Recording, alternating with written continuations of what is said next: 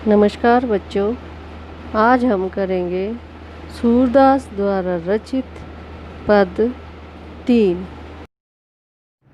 यह पद सूरदास द्वारा रचित पदों में से तीसरा है। इसका वाचन इस प्रकार से होगा।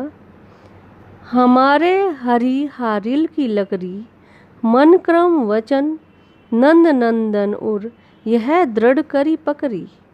जागत सोवत स्वप्न दिवस निसी, कान कान जकरी। सुनत जोग लागत है ऐसो, जो करवी ककरी। सूतो व्याधि हमको ले आए, देखी सुनी न करी। यह तो सूर तिन्हि ले सोपो, जिनके मन चकरी।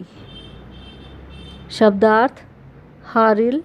हारिल एक पक्षी है जो अपने पैरों में सदैव एक लकड़ी को लिए रहता है, उसे छोड़ता नहीं है। नंद नंदन उर पकड़ी। नंद के नंदन कृष्ण को हमने अपने हृदय में बसाकर पकड़ लिया है। जकरी रटती रहती हैं। व्याधि रोग पीड़ा पहुँचाने वाली वस्तु। करी भोगा। तिन्हि उनको। मन चकरी जिनका मन स्थिर नहीं रहता। हमारे हरि हारिल की लकड़ी, मन क्रम वचन नंद नंदन उरी है, दृढ़ करी पकड़ी। हे उद्धव, श्री कृष्ण हमारे लिए हारिल पक्षी की कभी न छूटने वाली लकड़ी के समान है। हमने अपने मन वचन कर्म से नंद के नंदन कृष्ण को अपने हृदय में कसकर पकड़ा हुआ है। हम तो कृष्ण के प्रेम में अनुरक्त रहेंगी, इसलिए हम उनको नहीं छोड़ सकती। जागत सोवत स्वप्न दिवस निसी, कान कान जकरी। सुनत जोग लागत है ऐसो, जो करवी ककरी। हे उद्धव, हम सोते जागते स्वप्न में दिन रात हर समय कृष्ण कृष्ण रटती रहती हैं। हे उद्धव, तुम्हारा योगोपदेश या योग साधना तो कड़वी ककड़ी के समान है, जिसमें कोई स्वाद नहीं, सिर्फ कड़वापन है। सूतो व्याधि हमको ले आए, देखी सुनी न करी।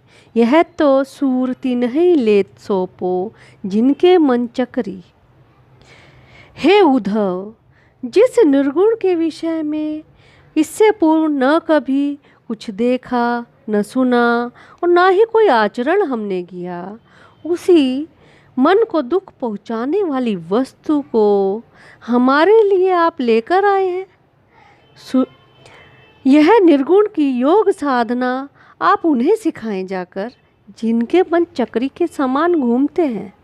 हम तो स्थिर मन वाले हैं, ये आप अस्थिर मन वालों को समझाइए। हम गोपियों का प्रेम तो श्री कृष्ण के प्रति एक निष्ठ है, हम तो उनमें ही दृढ़ विश्वास रखती हैं। भावार्थ। इस पद में गोपियाँ उद्धव से कहती हैं कि उनके लिए श्री कृष्ण हारिल पक्षी की कभी न छूटने वाली लकड़ी के समान है। उन्होंने मन वचन और कर्म से यह दृढ़ निश्चय कर लिया है कि वह श्री कृष्ण के प्रेम में ही अनुरक्त रहेंगी। गोपियाँ उद्धव से कहती हैं कि उनका योग संदेश गोपियों के लिए तो कड़वी ककड़ी जैसा है। जिस निर्गुण ब्रह्म के संबंध में गोपियों ने इससे पहले न कभी सुना न कभी देखा, उस रोग को उद्धव लेकर आए हैं। गोपियाँ कहती हैं, योग साधना तो उद्धव उन्हें सिखाए जिनके मन चक्री के समान घूमने वाले हैं, अर्थात स्थिर नहीं है।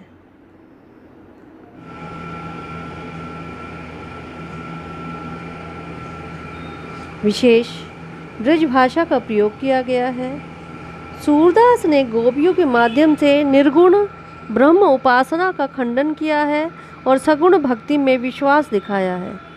माधुर्य गुण विद्वान है। कान कान में पुनरुक्ति प्रकाश अलंकार है। हमारे हरि हारिल और करवी ककरी यहाँ अनुप्रास अलंकार है, जो करवी ककरी में उत्प्रेक्ष अलंकार है।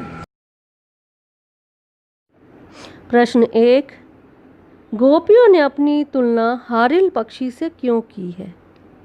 उत्तर, गोपियों ने अपनी तुलना हारिल पक्षी से की है क्योंकि हारिल पक्षी के पैरों में सदैव एक लकड़ी रहती है, उसे वह कभी नहीं छोड़ता। इसी प्रकार गोपियाँ भी श्री कृष्ण के प्रति अपने हृदय में अनन्य प्रेम रखती हैं और वे इस प्रेम को नहीं छोड़ सकती।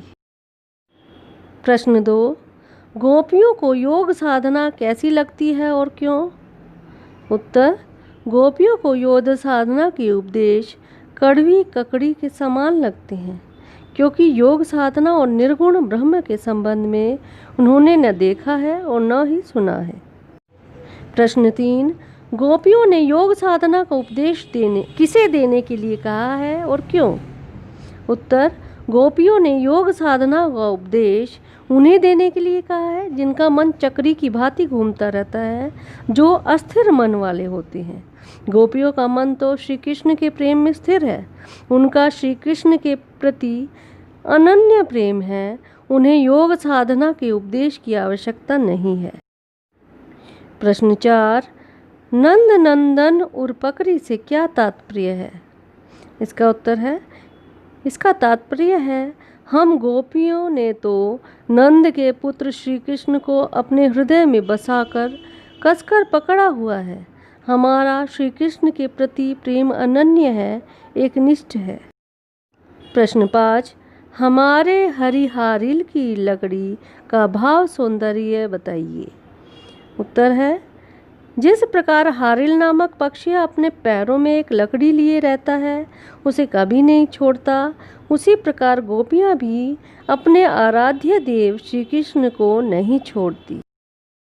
प्रश्न 6, नंद नंदन विशेषण किसके लिए प्रयुक्त हुआ है? इसका उत्तर है, नंद के पुत्र अर्थात श्री कृष्ण के लिए। प्रश्न 7, गोपियों ने मनचक्री किसे कहा है? उत्तर है, गोपियों ने मनचक्री उन्हें कहा है जिनके मन निर्गुण की योग साधना के भंवर में उलझे रहते हैं।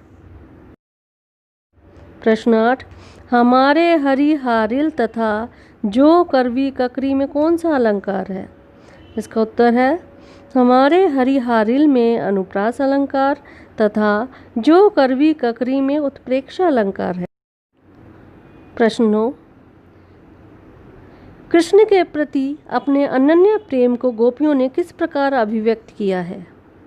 उत्तर, कृष्ण के प्रति अपने अनन्य प्रेम को गोपियों ने हारिल पक्षी की कभी न छूटने वाली लकड़ी कहकर मन वचन कर्म से श्री कृष्ण को दृढ़ता से अपने हृदय में बसाकर सोते जागते दिन रात कृष्ण कृष्ण रटते रहकर तथा योग को कड़वी ककड़ी बताकर व्यक्त किया है। वे तो हर स्थिति में श्री कृष्ण के प्रेम में अनुरक्त रहती हैं। प्रश्न 10, गोपियों ने उद्धव से योग की शिक्षा कैसे लोगों को देने की बात कही है? उत्तर, गोपियों ने उद्धव से योग की शिक्षा उन लोगों को देने की बात कही है जिनके मन चक्री के समान घूमते हैं, अर्थात जो व्यक्ति अस्थिर मन वाले होते हैं।